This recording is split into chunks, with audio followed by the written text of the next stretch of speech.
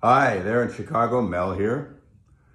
The voice crying out from the wilderness of Malibu to lend that voice for your support and encouragement at your rally today.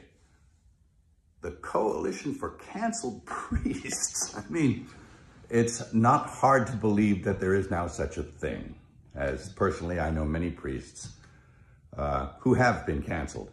But not for the reasons you'd think. I mean, it's not like they did a hit-and-run drive and left the scene of the crime or embezzled church funds, stole the altar wine, or committed some other heinous crime. No, not at all. And who's persecuting them? Well, their own bishops. How's that?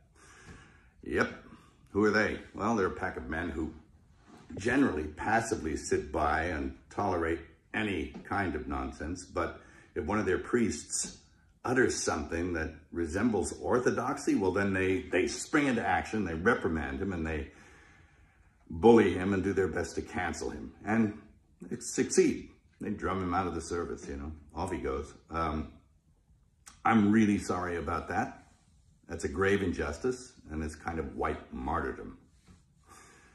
And it's nothing new. It really isn't. It's nothing new. And it's a symptom. It's a symptom of a very deep sickness that afflicts the church. It did not happen overnight. If anyone's familiar with the missives of Archbishop Viganò, he says that the seeds of erosion of the church were sown with the reforms of Vatican II, and I agree with him. He suggests even that we scrap the whole thing and go back and do it the way it was before. And it was a pastoral council after all. I mean, there was nothing wrong. It didn't need to be fixed. They were doing pretty well.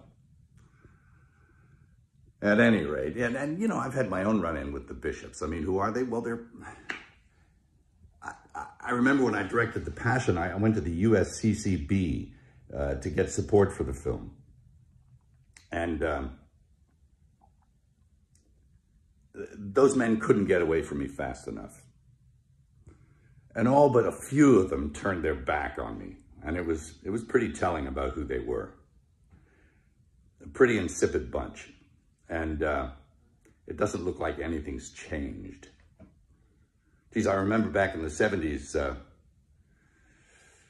old priests, good priests, who were bullied and persecuted by their bishops. There was a rash of it back then also, and it was because they wanted to maintain what it was that they were ordained to do. They didn't want to go along with the new liturgy and the reforms of Vatican II, and so that they were really heavily leaned on. It was never abrogated, the old Mass, never. And it still hasn't been.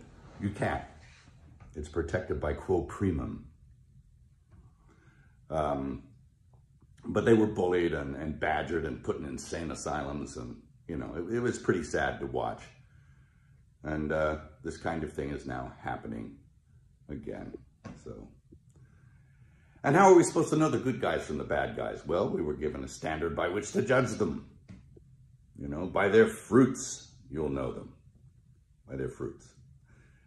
Anybody seen any good fruit lately? Well, it's tough. And look, I'm a pretty sinful guy. I mean, I'm as venal as the next guy. But I know the difference between a shepherd and a hireling.